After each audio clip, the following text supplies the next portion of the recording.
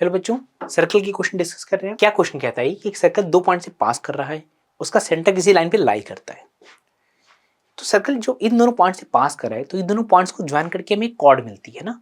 और आप observation power तो मैथ में शार्प होनी ही चाहिए। क्या आप बच्चों को ये ऑब्जर्व हो पा रहा है? क्या आप बच्चों को ऑब्जर्व हो पा रहा है कि जो लाइन है वो हॉरिजॉन्टल है, क्योंकि इसमें दोनों का वाई कोऑर्डिनेट सेम है। और आप अच्छी तरह रिजल्ट जानते होगे कि कॉर्ड का जो परपेंडिकुलर बाइसेक्टर होता है ना, सेंटर उसी पे लाई करता है। तो आप ये समझ रहे हो कि ये जो लाइन है,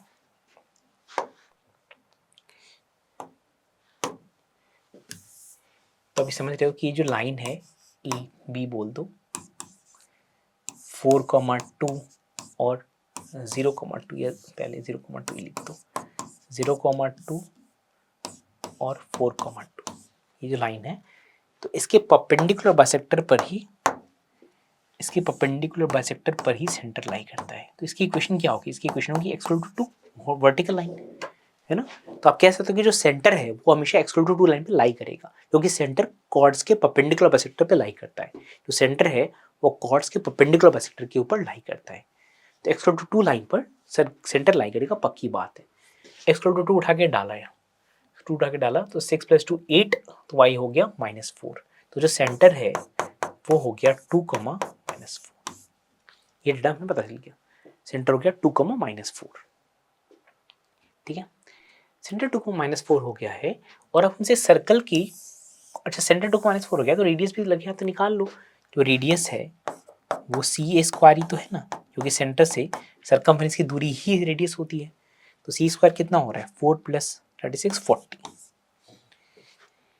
ठीक है, अब आपसे एक सर्कल, एक कॉर्ड की लेंथ पूछेगी जिसमें सेंटर आपको पता है c, जिस कॉर्ड का मिड पॉइंट आपको पता है p। तो इसकी इक्वेशन पूछेगी, इसकी लेंथ पूछेगी QR। तो QR की जो लेंथ है, QR की लेंथ है वो हो जाएगी 2 × QP, है ना। QR की जो लेंथ है वो हो जाएगी 2 × QP। और QP क्या हो जाएगा? QP हो जाएगा पाइथागोरस थ्योरम से √r² - CP²। √r² - CP²। C क्या है? C 2, -4 है। P आपको दे रखा है 1, -2, 1,2, ये P है। तो CP² भी निकाल लो ना। CP² कितना आ रहा है? 2 - 1 1 का स्क्वायर, और 1 का स्क्वायर, और 37।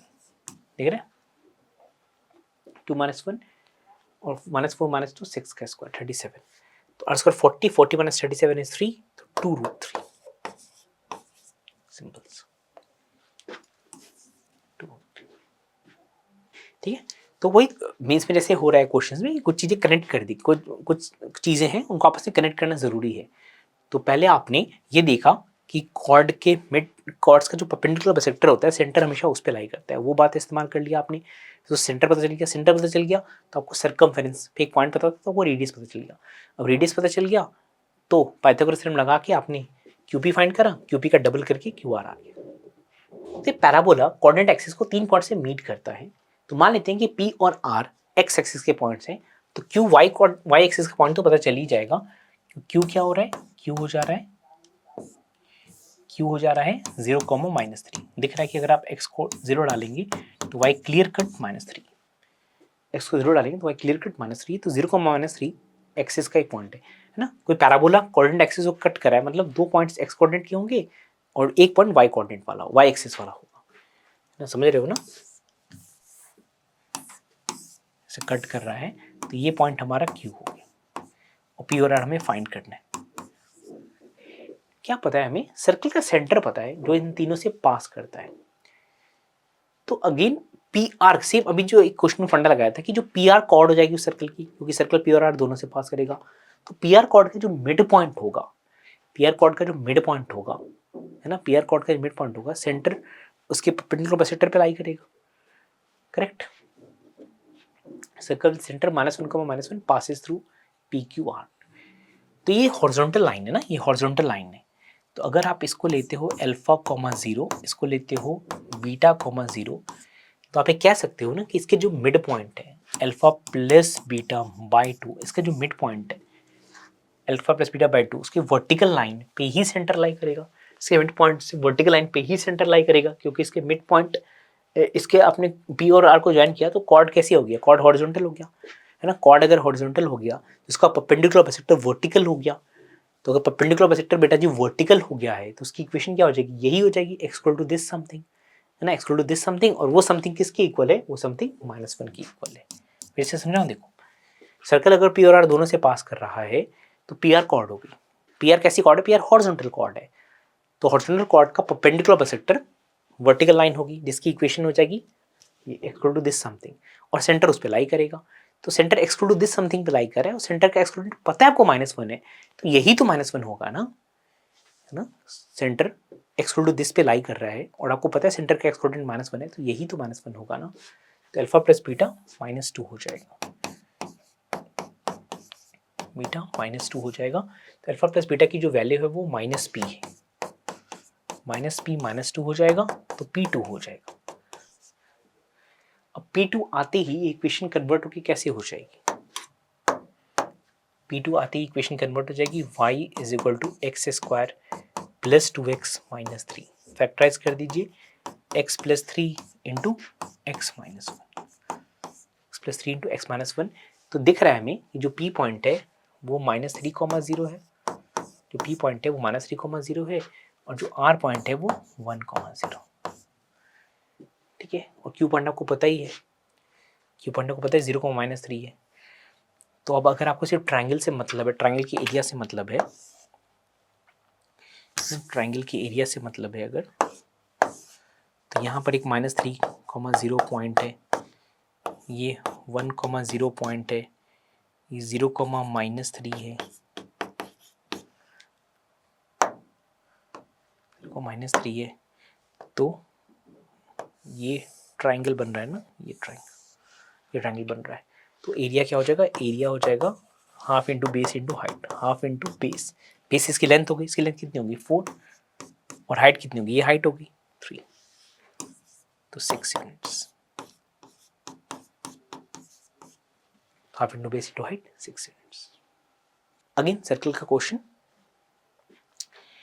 तो एक सर्कल की बात हो रही है जिसका रेडियस 2 यूनिट्स है और लाई करे सेकंड क्वाड्रेंट में। सेकंड क्वाड्रेंट में अगर कोई सर्कल लाई करे और दोनों एक्सिस को टच करे तो पक्का ऐसा ही सर्कल होगा वो। इसका जो सेंटर का कोऑर्डिनेट है C1 वो हो जाएगा -2,2, और जो रेडियस हो जाएगा वो हो जाएगा 2, जो कि दोनों एक्सिस को टच कर रहा है। फिर R be the radius of a circle which is centre at a point. एक और सर्कल की बात हो रही है जिसका सेंटर है 2,5 और उसका रेडियस है R। क्वेश्चन कहता है कि ये दोनों सर्कल्स ना एग्जैक्टली 2 पॉइंट पे कट करते हैं। तो अगर दो सर्कल्स 2 पॉइंट्स पे कट करते हैं तो आपको ये थ्योरी पता होगी ना कि दोनों सर्कल्स के सेंटर की दूरी R1 प्लस R2 से छोटी होती है और mod of R1 minus R2 से बड़ी होती है। ये कहानी आपको पता होगी।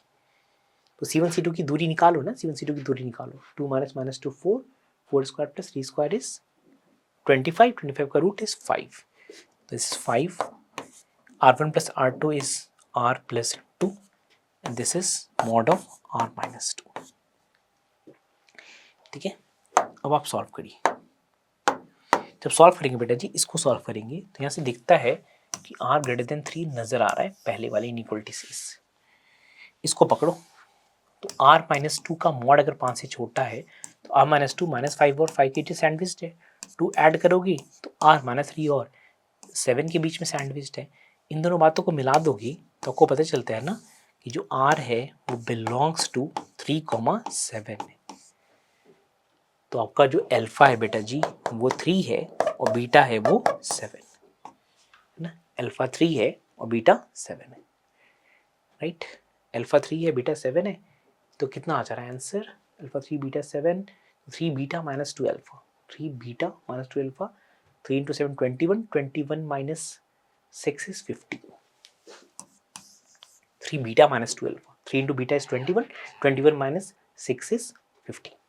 ये थोड़ा अच्छा क्वेश्चन है, सर्कल का ही है, थोड़ा वेक्टर भी इन्वॉल्व है इसमें, कि आर्क AC है किसी सर्कल का, वो सबटेंड करता है राइट एंगल सेंटर पे, और पॉइंट B है आर्क पे जो उसको कुछ लेंथ में डिवाइड कर रहा है।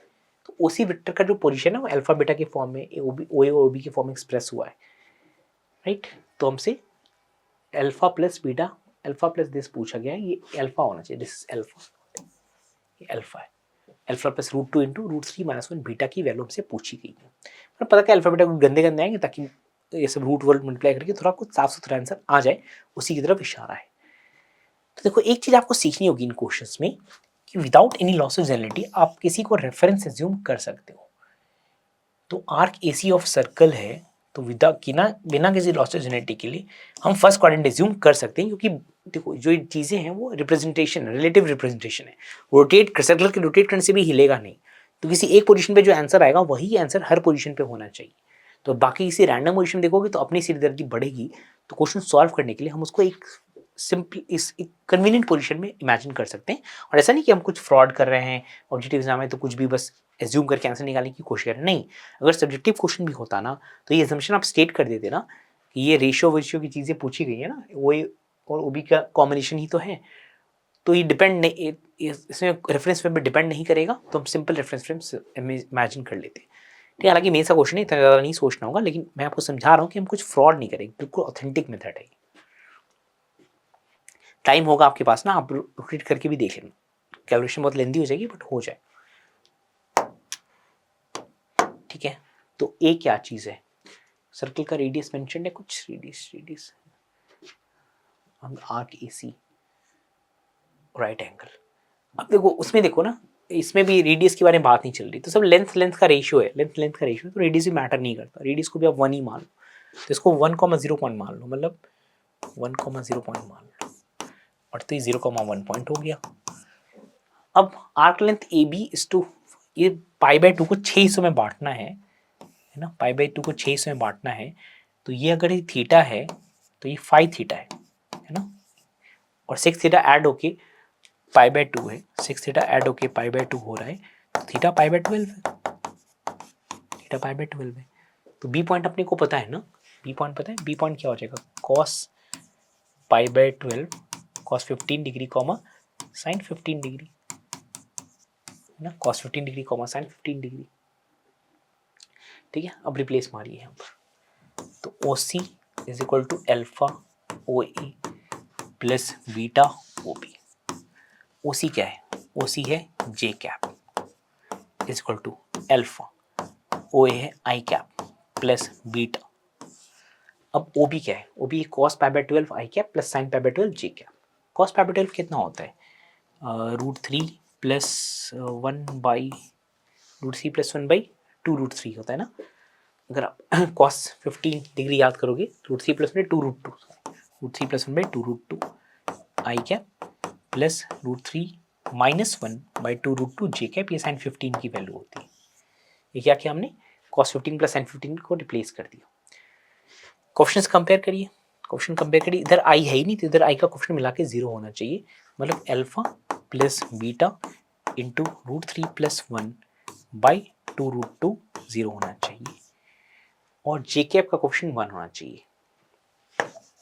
जे कैप का क्वेश्चन 1, जे का क्वेश्चन कहाँ से आएगा, यहाँ से, बस जे का क्वेश्चन एक ही जगह पर है, तो बीटा इंटू √3 - 1/2√2, तो बीटा पता चल गया हमें, डायरेक्ट बीटा पता चल गया, तो बीटा हो गया 2√2/√3 - 1,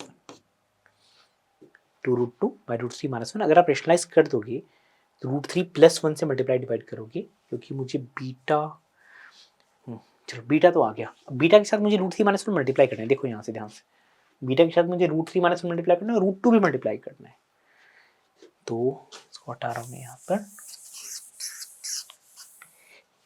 तो यहाँ से देखो, यहाँ से ले रहे हैं √3 - 1 बीटा, इनफैक्ट √2 इंटू √3 - 1 बीटा, अगर आप गौर से देखोगे तो आपको दिख जाएगा, √3 - 1 लाओगे तो √2 बचेगा, √2 मल्टीप्लाई करोगे तो 4 हो जाएगा, एक ये तो आराम से पता चल ही गया।